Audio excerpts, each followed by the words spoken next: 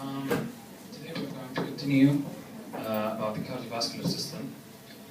And we'll start with this slide. Here we have an example of coronary artery showing narrowing of its lumen. This is the lumen of the coronary artery. Now the lumen is narrowed by this proliferation of fibrous tissue. So this is due to buildup of atherosclerotic plaque. This is the atherosclerotic plaque. All of this causing the narrowing of the lumen. And this will lead to angina, which is chest pain, and ischemia and infarction.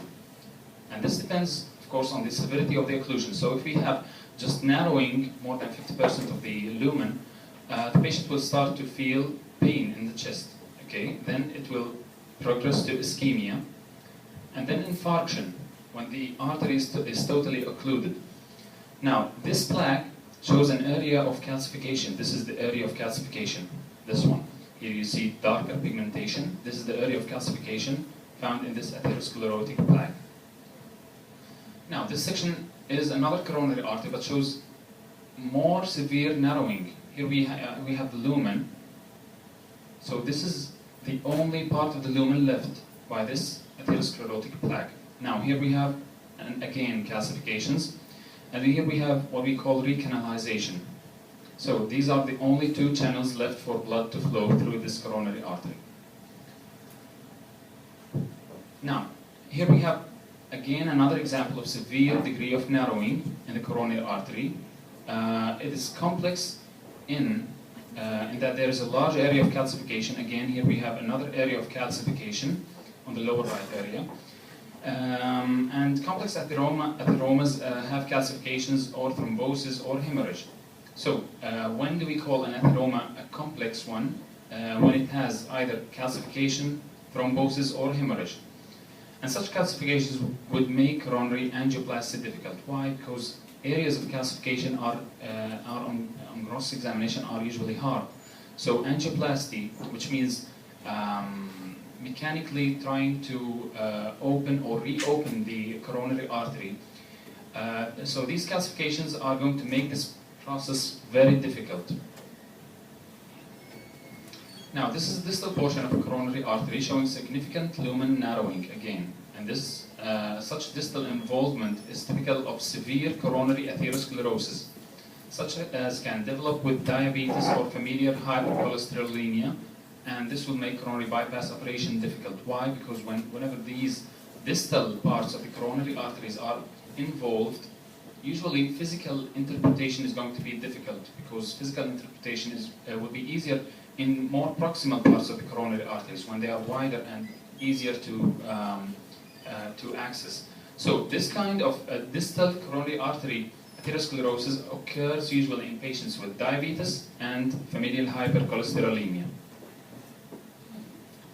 Now, this area, this pink area, is an area of recent thrombosis due to the presence of hemoglobin from RBCs. So this is an area of recent thrombosis, and surrounding it you can see those slit-like spaces. Those lines, white lines, are called cholesterol clefts. So those cholesterol clefts are seen in a plaque, and here we have a recent thrombus. Now here we have another example with cholesterol clefts again. Now on angio, this image shows the perfusion through these coronary arteries, and here you can see the area of occlusion. This area of stricture is an area of occlusion in the right coronary artery. Okay, now at higher magnifications, you could notice these cholesterol clefts again. This is a cholesterol cleft. And here, those cells with foamy cytoplasm are called the foam cells. Okay, so those are components of an atheroma. We have cholesterol clefts, foam cells, and a few inflammatory cells. Those dark, small, round, blue cells are inflammatory cells. Now, this is a gross examination of an opened artery. This is what they call a standard normal one in Americans. So usually an American guy, a post-mortem examination of a coronary artery will show such white streaks, which are called the lipid streaks, or fat streaks. Those white or yellowish areas are the fat streaks, which are pre-atherosclerotic. So just an early course. Now here we have another example. So this one again shows lipid streaks or fatty streaks. Now, with progression of those fatty streaks, this is what happens. So this one is the one we saw earlier. Now, here at the bottom, with mild atherosclerosis, only lipid plaques or lipid streaks. The aorta in the middle shows more larger plaques. Those whitish plaques are larger lipid plaques or fatty plaques. Now, in severe cases of atherosclerosis, this is what happens. Extensive ulceration of those plaques will occur. Now, this is an example of atherosclerotic aneurysm. Okay, so this large bulge is an aneurysm. Here we have the descending aorta, the abdominal aorta. Here we have the left kidney, the right kidney. And at the bottom, at the very bottom, you have the bifurcation of the aorta into the left common iliac, right common iliac, and left common iliac arteries. And here we have this large bulge, which is an aneurysm, bulging of the wall of the aorta. Such aneurysms are prone to rupture, of course, when they reach about 6 to 7 centimeters in size. So this is called an emergency. In such patients, emergency surgery will be performed. So they will be felt in such patients as a large mass in the abdomen, which is pulsating, a pulsating abdominal mass. Now this is the same aneurysm on CT scan. So here you can see the aorta, which is widened. Here it is very wide. So we have this contrast material filling the lumen, and surrounding it, you can see that not all the lumen is filled with blood or contrast material. Here we have thickening of the wall, which is a mural thrombus formed in the aneurysm. Okay, so after 6 to 7 centimeters, it has a high risk of rupture. Now, this large abdominal atherosclerotic aortic aneurysm, this is again an aorta. Here we have the bifurcation again, and here we have the aneurysm.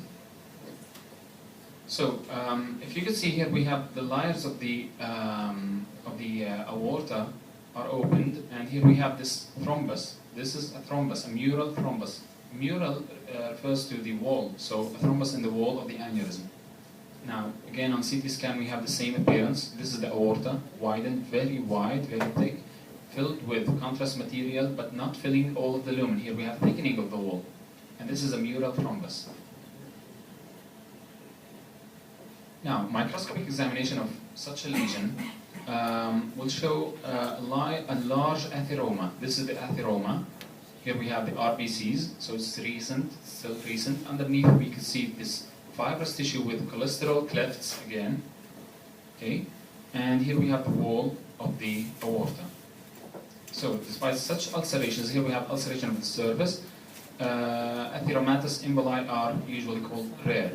Why? Because there is a high degree of blood flow. So the blood flow is fast. It doesn't give a chance to form atheromatous or arterial thrombi. Usually they are formed in veins. So deep venous thrombosis is what happens usually. The case that increases the risk of mural thrombus formation, you should remember that, is aneurysms, arterial aneurysms. Okay, so this is another image showing cholesterol clefts at higher magnification, and in between you can notice those cells with foamy cytoplasm, foam cells. Those are all foam cells. Now this section shows a severe case of atherosclerosis in the aorta with atheromatous plaques and ulceration. Here we have ulceration of the surface, and here we have lipid streaks or lipid plaques filling the wall.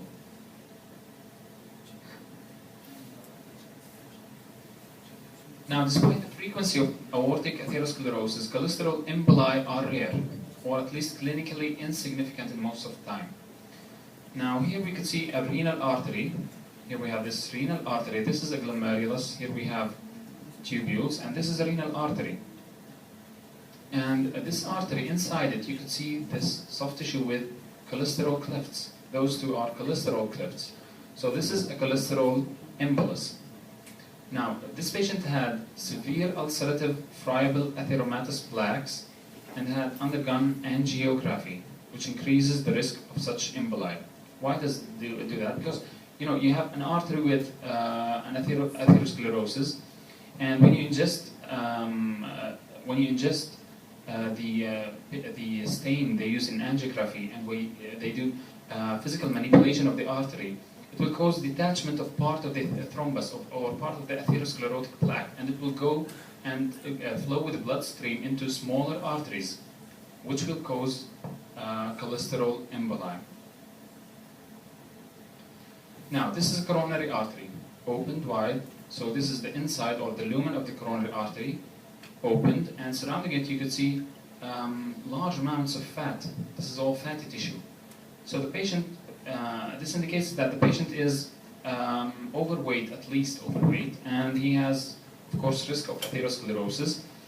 Now, inside or at the wall, you can notice those white or yellowish areas, pale areas, which are the areas of lipid plaques. These are lipid plaques inside the coronary artery.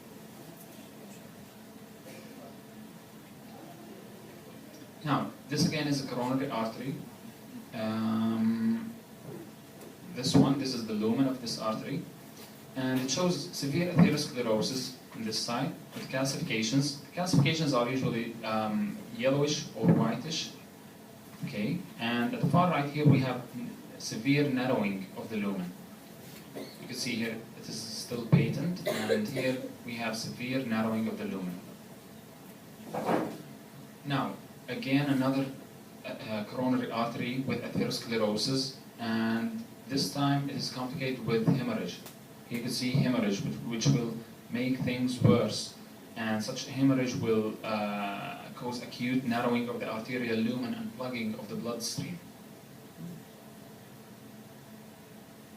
Now, this is an anterior descending coronary artery. This is a coronary artery cut in sections, cross sections, and it shows, if you can notice, in the left of the picture, the left side of the picture, is the most proximal part of the artery, which shows thickening of the wall and narrowing of the lumen. So here the blood flow is still turbulent. Why? Because it's nearest to the aorta. And whenever the atherosclerosis goes to distal parts, as we know, it will make angioplasty more difficult. So when it's proximal, it's easier to do angioplasty. When it's distal, it's difficult to do angioplasty. Now, this is the anterior surface of the heart, and it shows here a coronary artery open. It was opened post-mortem, and to show the lumen. Now, within the lumen of this coronary artery, you can see this dark red area of recent thrombosis. Now, this area at the lower part or the apex of the heart shows darker pigmentation than the other parts. This area is the area affected by occlusion of this coronary artery. So when this coronary artery stopped blood flow, this area underwent ischemia and probably necrosis. So at higher magnification of this same artery, here we have the area of dark red thrombosis. This is the area of thrombosis. And the yellow tan atheromatous plaques from atherosclerosis narrow this coronary significantly, and the thrombus occludes it completely. Again, the same what we said before. So atherosclerosis or lipid plaques will cause narrowing of the coronary arteries, and if hemorrhage occurs, then these red thrombi will cause total occlusion of the coronary artery, and eventually will cause myocardial infarction in patients. So this is a cross-section of a coronary artery occluded by a thrombus. This is the red thrombus inside the artery. So this is totally occluded. And this acute thrombosis diminishes blood flow and leads to ischemia and infarction with damage of the myocardial fibers. And the patient will present with angina. So angina the patient will present with angina if this occurs for just a period of time, and if it continues, the patient will present as myocardial infarction, and which will be again an emergency. Now, this section shows a coronary artery with a stent inside it. This is a stent, and this is another stent. Those are called wire stents. So after angioplasty, those are sometimes used. They are put inside the coronary artery in the area of narrowing in order to keep the blood flow going on for a longer period of time. And they will show on X-ray, of course, post-mortem in this case. Here we have the heart with the coronary artery and a stent inside it. Now, this is a ventricular wall, a left ventricle wall. It was sectioned and opened. Now, this reveals an area of recent infarction, myocardial infarction. In the center of this infarction, you can see this yellowish area, which is, or pale area. This area is an area of necrosis. So this, those muscle fibers in this area underwent necrosis, they are dead. And around it, you can see this area of hyperemia, reddish area, surrounding the zone of infarction. Now, this is a perfusion scan. It's not that visible. Now, the effect of left ventricular infarction on cardiac physiology parameters is shown above in red. Now, after, of course, this is the normal one. And after necrosis or myocardial infarction, the function, the physiologic function of the heart will diminish very prominently. Now, this is a cross-section of the same heart. This is the ventricular wall. You see it's very thick, usually in patients with hypertension or anything causing obstruction to blood flow will cause hypertrophy of the muscles.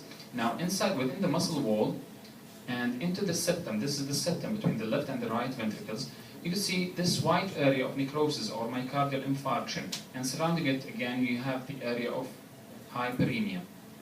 So those are the features you see grossly in a case of myocardial infarction. You will see an area of pallor or pale area inside the muscle, surrounded by an area of hyperemia. So this type of infarction is called transmural infarction. Transmural involving the whole thickness of the muscle, of the muscular wall. Okay, so because it extends through the full thickness of the ventricular wall. Now, under the microscope, this is how it shows. Here we have the myocardial, the muscle fibers of the heart. But this is not the normal appearance of the of these myocardial cells. Usually the nuclei are prominent. They are shown very visible with cross striations of these cells. Okay, now the cross striations are gone or very diminished, and the nuclei are gone as well. Now the very prominent or the most prominent feature seen in myocardial infarction is what we call contraction bands. Cross section in a cross pattern. If you see those cells, you have this thick cross pinkish material, which are called contraction bands, contraction band necrosis. This is a very characteristic feature of myocardial infarction. So the myocardial fibers are beginning to lose their cross striations, as we said, and the nuclei are not clearly visible in most of the cells. Now, here is the same image, but in using a special stain showing those contraction bands. Okay, contraction band necrosis. Now, at higher power, you can see that this shows an infarction at about 1 to 2 days of duration. Of course, with progressing over time, several changes will occur. Now, at day 1 to 2 of infarction, this is how it shows. We have the myocardial fibers with dark red contraction bands. Those are the contraction. This is a contraction band necrosis, contraction band, again contraction bands. Okay, and the myocardial cell nuclei are diminished. Now, at day 1 to 2, the inflammation will be very mild. Now, you could see these are some neutrophils. We could appreciate some neutrophils in the vicinity. Here we have a neutrophil, some neutrophils, but they are not usually that profound. So remember, we are talking about day 1 to 2. we have myocardial, we have those dark red contraction bands, and we have diminishing or disappearance of the nuclei, and very mild inflammation.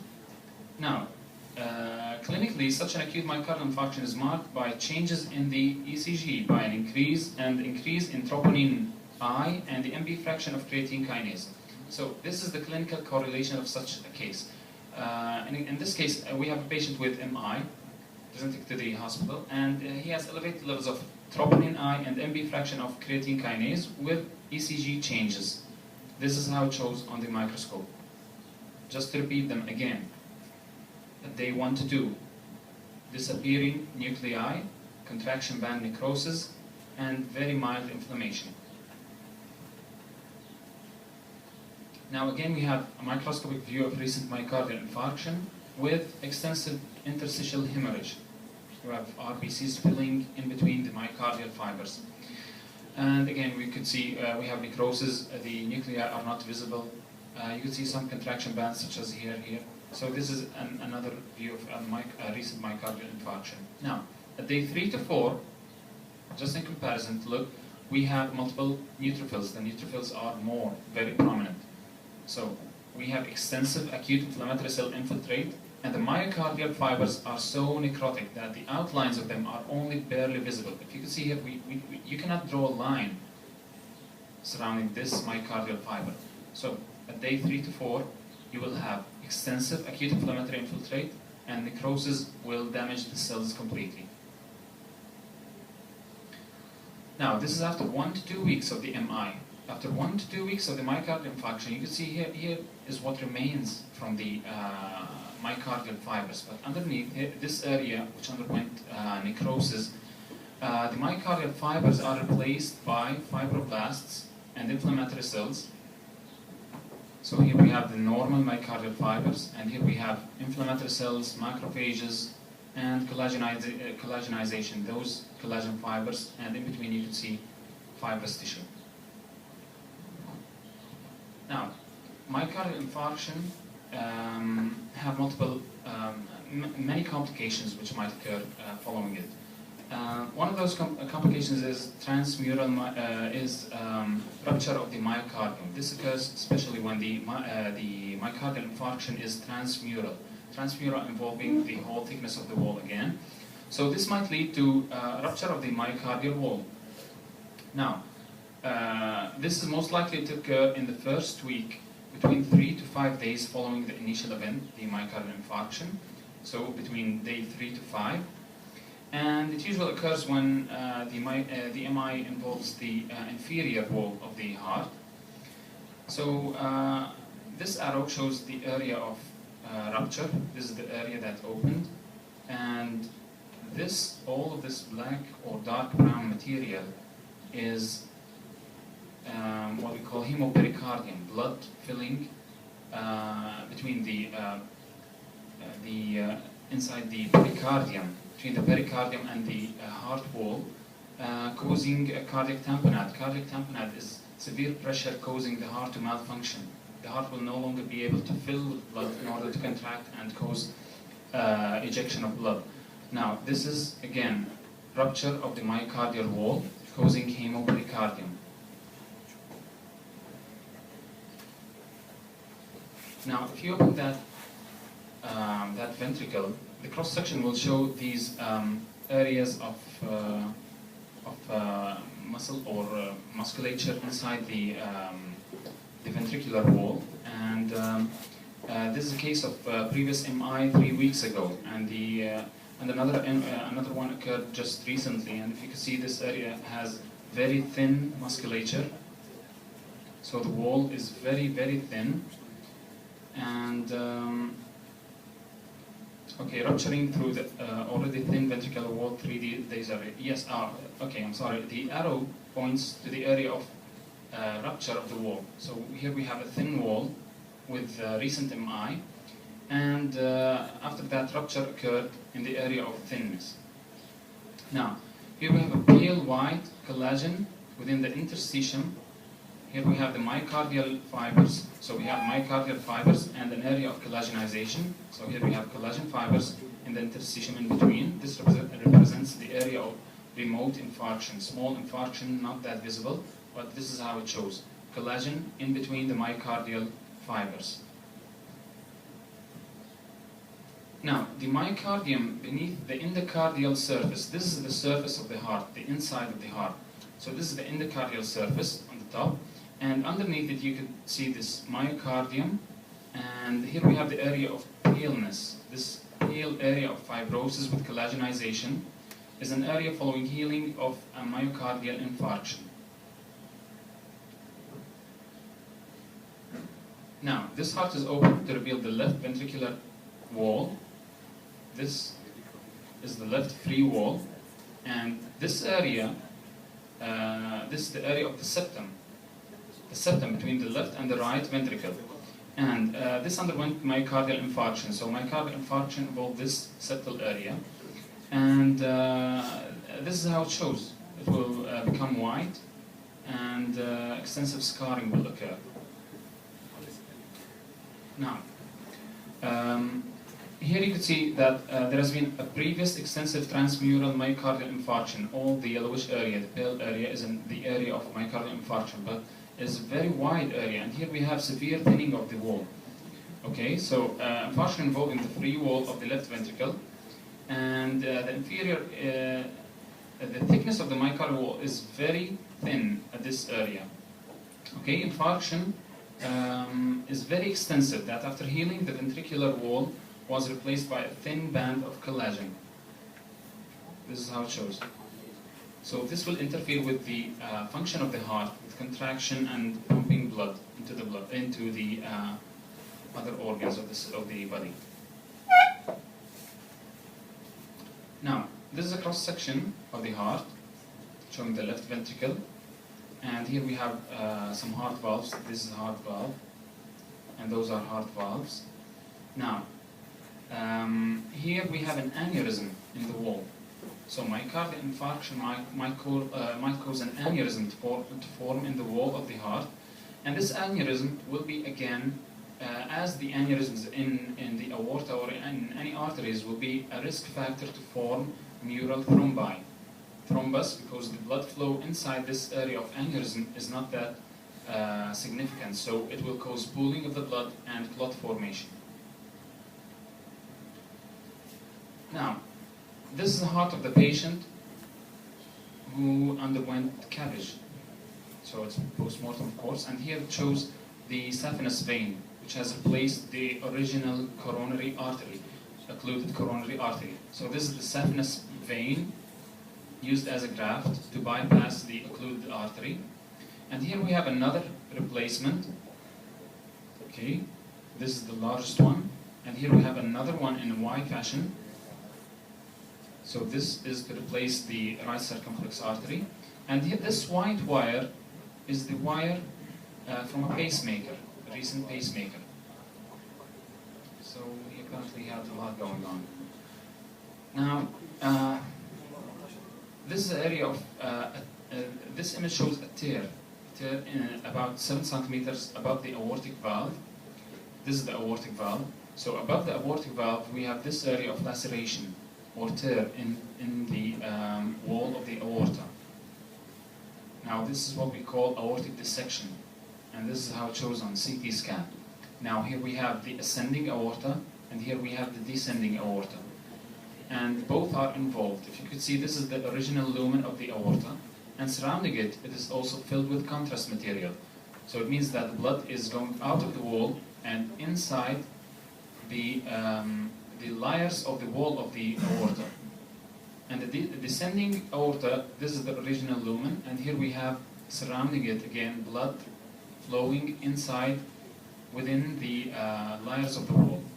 Now this is how it shows. Here we have the inside of the aorta. This is the media formed by thick muscle bundles, and this is the area of rupture.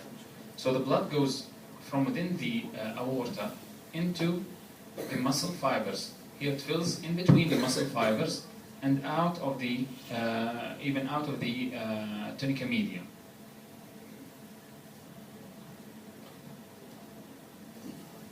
This is a case of aortic dissection, and it has led to hemopericardium. So at the base of, or at the very beginning of the aorta, if aortic dissection occurs, blood could fill into the pericardium and cause cardiac tamponade and hemopericardium, and eventually cardiac tamponade. So the blood dissected through the walls of the aorta and filled into the pericardial cavity.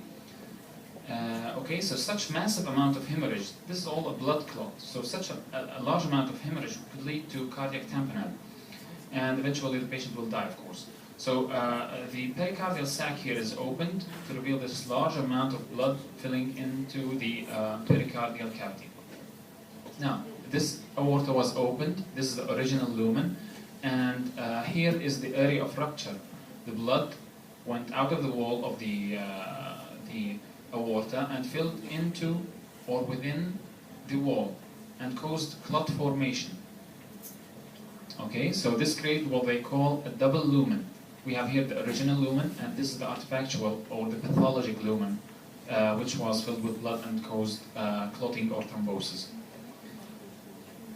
Now, if you can notice the original wall of the aorta, we have again severe atherosclerosis. Here we have lipid plaques, and in between you can notice areas of ulceration.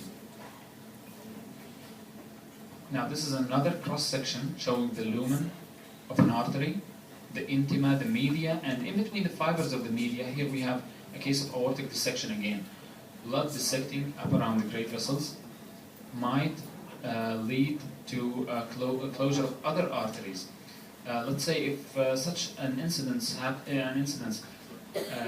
happens in the aorta, in the ascending aorta, if it occurs at the branches of the major arteries, such as the carotid, it might lead to a closure of the carotid artery by pressure, forming pressure on the carotid artery. And if it occurs closer to the heart, it might lead to closure of coronary arteries. So it's really a life-threatening condition. Now, here we have blood outside of a wall. Now here we have the lumen, but the lumen is compressed by the hematoma or the blood going into a dissection. Now this is how it shows on the CT scan. Again, here we have ascending and descending arteries, and blood filling all around the aorta.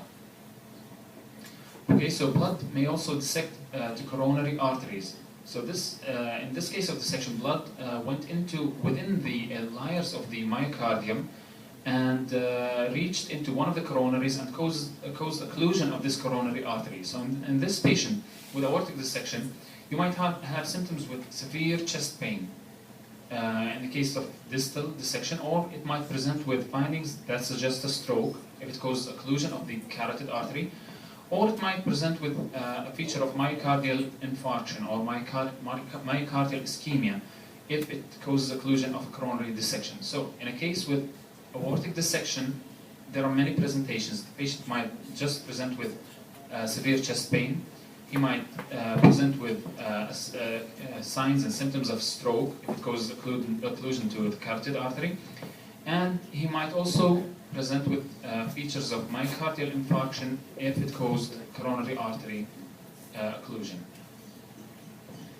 Now this is again another microscopic cross-section of an aorta. This is the aorta compressed by this large hematoma, large collection of blood within the lumen. Okay, so this occurred as a result of aortic dissection in which there was a tear in the intima following dissection of blood into the muscular wall and inside the adventitia, causing occlusion of the or compression on the lumen of the aorta.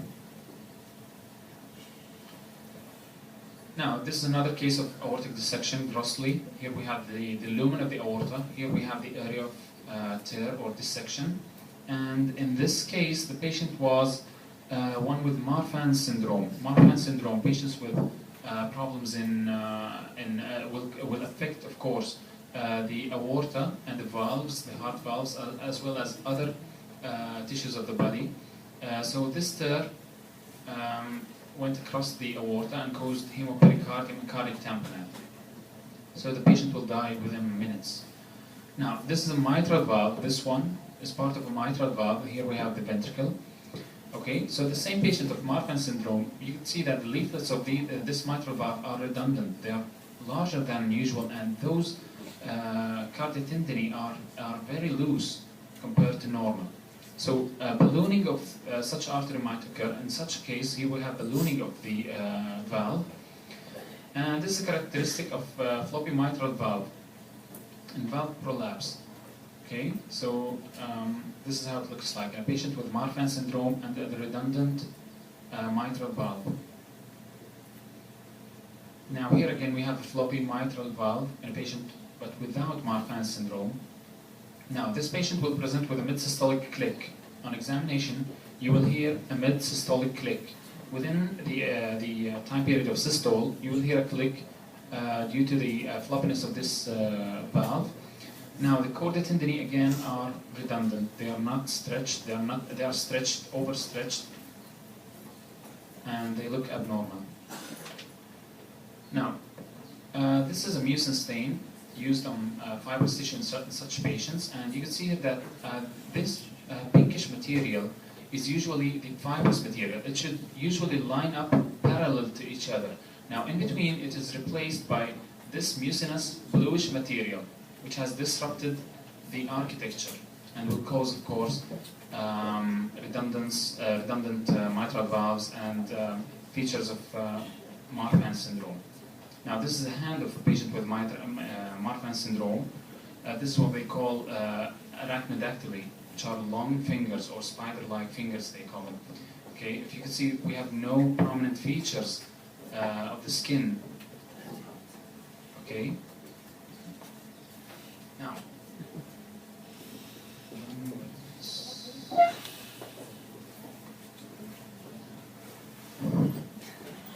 Now, we'll go to another topic away from the aorta. Now we have some other forms of arteriosclerosis.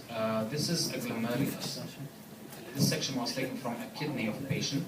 Now this is a glomerulus, and here we have this small artery. Now, we have two other forms of arteriosclerosis. In addition to atherosclerosis, we have arteriolosclerosis and medial calcific sclerosis. We're going to talk about both. Now, arteriolosclerosis, which is sclerosis, hardening of arterioles. This is an arteriole. Within the kidney, we do not have large arteries, except the major arteries. So next to a glomerulus, if you can see, compared to a glomerulus, this is very small to be an artery. So it's called an arteriole. So arteriolosclerosis and medial calcific sclerosis. Now arteriolosclerosis is typically seen in the kidneys. And one of the forms of arteriolosclerosis is called hyaline arteriolosclerosis, in which you can see this hyaline material filling the lumen of the arteriole. Okay, so this is highlighted on PAS stain. This is a special stain used to highlight such material. Now, hyaline arteriolosclerosis can be seen in the elderly, but more advanced lesions are seen in persons with diabetes and systemic hypertension. So, this is the cases in which you could find hyaline arteriolosclerosis. Remember, they are found in the kidneys, usually in old patients, and they could also occur in patients with diabetes or patients with systemic hypertension. Now, this is the second form of arteriolosclerosis. This forms what they call onion skin appearance. You can see multi-layering. This is the artery. This is the lumen of the arteriole, and surrounding it we have multiple layers forming something like a skin, like onion skin, like a cross-section of an onion. And this is most often associated with malignant hypertension. Okay, now, just remember, in cases with hypertension, you will see onion skin appearance in arterioles. Now, one of the complications of hyperplastic arteriolosclerosis is fibrinoid necrosis. And here you can see the wall of the arteriole is destructed and replaced by this fibrinoid material. This pinkish material replaced the normal architecture of the wall. Okay? So again, hyperplastic arteriolosclerosis occurs in patients with hypertension. Hyaline arteriolosclerosis occurs in patients with diabetes, elderly, and sometimes in patients with hypertension. Now, we have what we call medial calcific sclerosis, or Muckenberg's medial calcific sclerosis. This is seen in this artery. You see, notice the difference in size. This is an artery. Those are all thyroid globules. Okay, so this artery shows medial calcific sclerosis. In between the layers of the wall of this artery, you can see those dark blue areas of calcification. So this is thyroid tissue, and here we have the artery with medial calcific sclerosis. Now, small muscular arteries in the pelvis, neck, and breast regions can be affected. Those are the usual arteries affected in such a case, in such a condition. Small arteries in the pelvis, neck, and breast regions. Now, medial calcific sclerosis can also be seen involving the extremities in association with autonomic neuropathy in diabetes mellitus.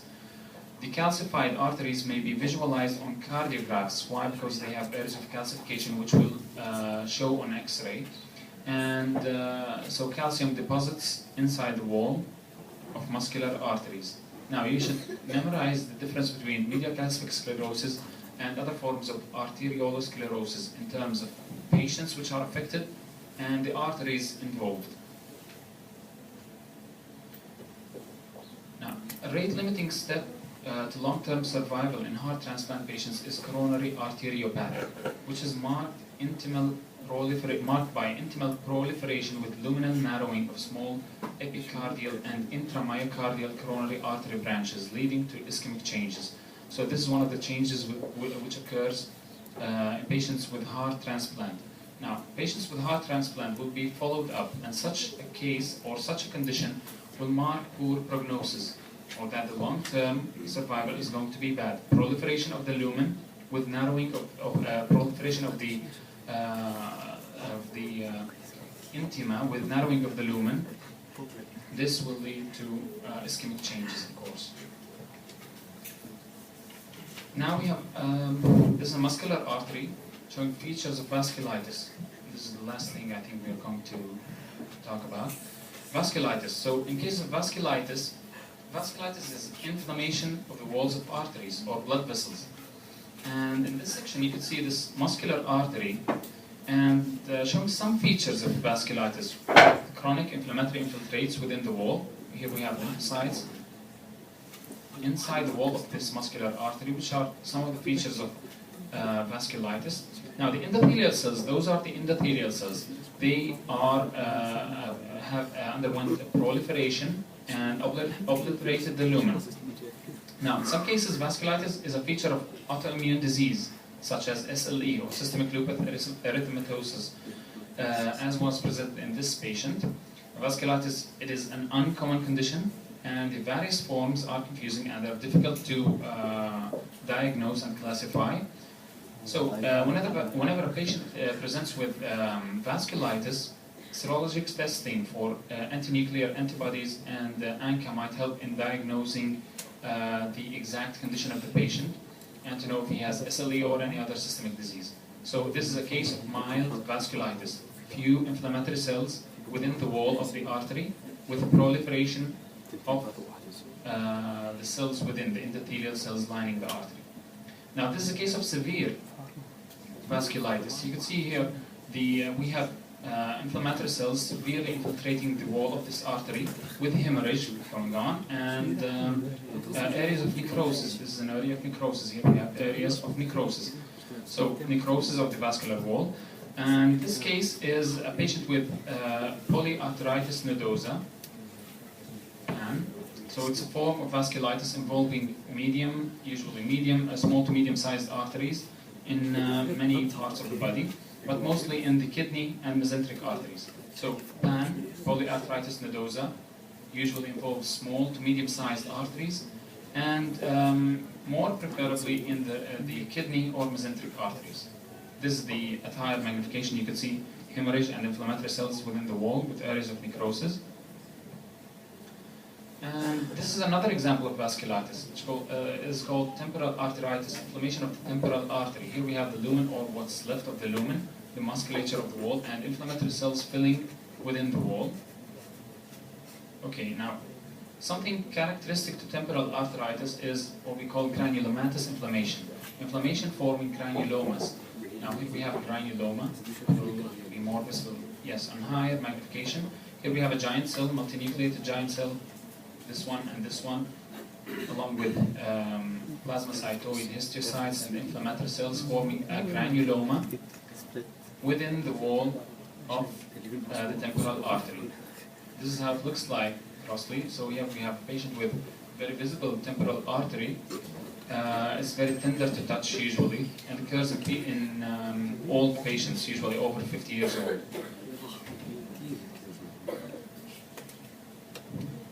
Now this is an uncommon form of vascular obstruction involving the medium-sized muscular arteries. This is what we call fibromuscular dysplasia. So in this condition, there are irregular areas of fibrous thickening. Here we have fibrous thickening, and mostly involving the media, the tunica media. It will form irregular arterial walls and narrowing in the lumen of the artery. And this one is stained with a special stain called trichrome, Mason's trichrome stain. And it shows the irregularities in fibrous tissue and irregular surface. So this is what we call fibrous dysplasia, fibromuscular dysplasia. And this is a scheme just showing how it forms. We have irregular fibrous tissue and causing narrowing of the lumen. Sorry, an angiogram, this is an image of a patient with fibromuscular dysplasia. It will show bedding or narrowing in skip lesions involving an artery. This is an artery, and here we have an area of occlusion, another area of occlusion, occlusion. So this is not a classic image seen in a patient with thrombosis or embolus. So this is what happens in a patient with fibromuscular dysplasia. Skip lesions causing narrowing of the artery at different areas. Now, here we have a thrombus inside an artery formed by fibrin, this pinkish material, and platelets. So this is a fibrin thrombus in a small peripheral artery in the heart. Here we have the normal muscle fibers. So this is the classic form of, or a classic picture of a patient with TTP, thrombotic thrombocytopenic purpura. Now, those are prominent veins, okay, shown on the lower leg of an aging patient usually. Those are called varicose veins, veins with destruction of the valves and causing pooling of blood in the extremities, usually in the lower extremities. So the venous valves become incompetent, and there may be muscular atrophy with less tone to provide massage effect on the large superficial veins. And skin becomes less elastic with time, and thus protrusion of such veins will occur, causing usually cosmetic problems for the patient, and sometimes they will present with pain and tenderness in the extremities. And of course, such a patient will be exacerbated in patients with history of standing for long periods of time. And that's all.